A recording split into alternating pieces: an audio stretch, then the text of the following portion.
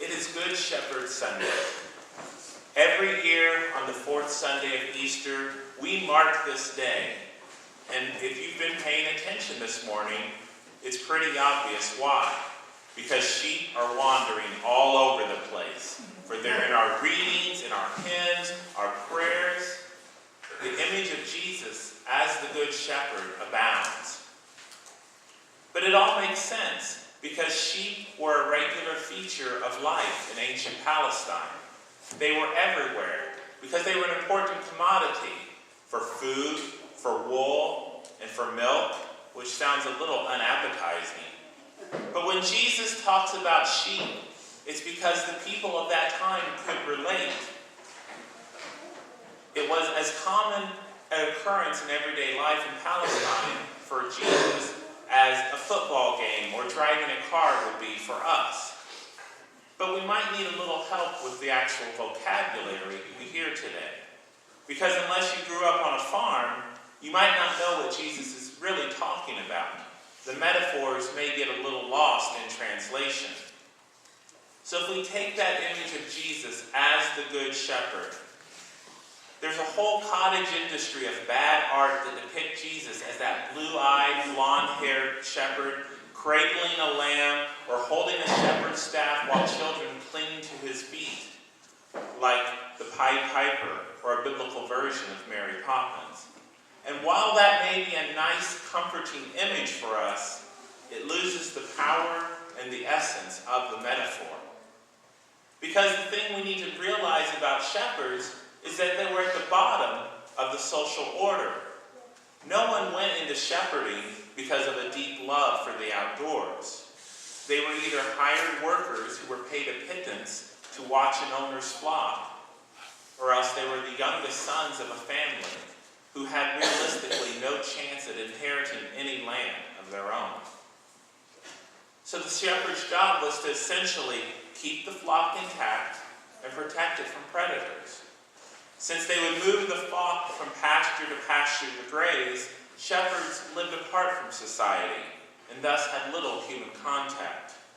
It was a hard, dirty, smelly, tedious, lonely existence. It was a far cry from that smiling image of the shepherd leading those fluffy white sheep out to pasture on a spring morning.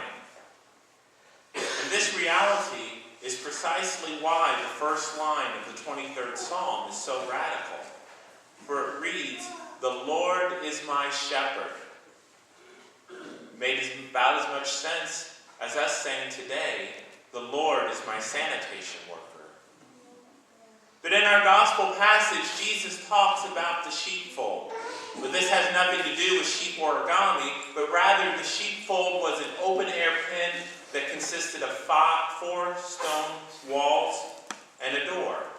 So after a full day of grazing and wandering around, or whatever it is that sheep do during the day, the shepherd would lead those sheep into the sheepfold. At night, he would then lie across the doorway in order to keep the sheep in and all the intruders or wild animals out. The sheepfold was a place of safety and comfort for the sheep, as long as the shepherd was doing his job. One more thing you should know is that sheep are not the brightest creatures in the world.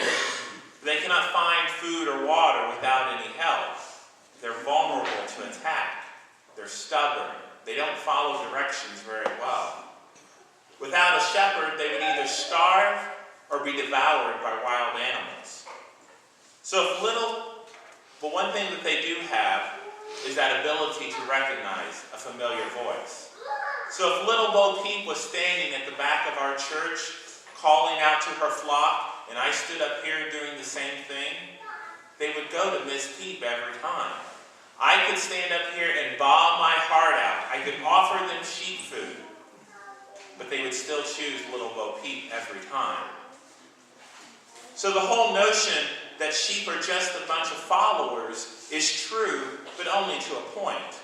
Only if they recognize the voice that calls out to them by name.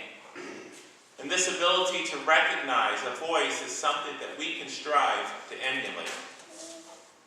Now let's face it, we get called by name a lot.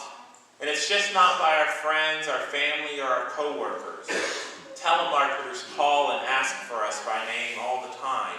We get mail and email addressed specifically to us from people we have never heard of. If you've ever had that experience of going to a meeting or an event and then you left and someone called your name out on the street, it's probably because you left your name tag on. But there are a lot of voices out there. A lot of voices that seek our attention and make a claim upon our resources. We're bombarded to the point that it's sometimes easier to shut down and ignore the noise. But there's only one voice that matters. One voice that bears listening to. One voice that transcends all others. And that is the voice of our Good Shepherd, the one who calls each of us by name. Our charge, like sheep, is to respond to the voice that calls us. That's what faith is. Hearing Jesus' voice and trusting him enough to respond. Jesus beckons us to the sanctuary and the safety of the sheepfold. He calls each of us by name, even as he calls us into community with one another. Like sheep, our only path to survival is to put our complete trust in the shepherd. When we place our lives in Jesus' protective custody, he will keep us safe. This is where the image of Jesus as the Good Shepherd truly resonates. Because authentic relationship with the risen Christ draws us into safety even when life's challenges arise, even when we walk through that valley of the shadow of death. We don't remain locked up in the safety of the sheepfold. We live most of our lives out in the world amid the dangers, the snares, the temptations that lurk at every turn. But when we listen to the gentle voice of the Good Shepherd, we can walk boldly in sure and certain hope of God's love for each and every one of us. The God who calls each of us by name and walks alongside us each step of the journey. Amen. Amen.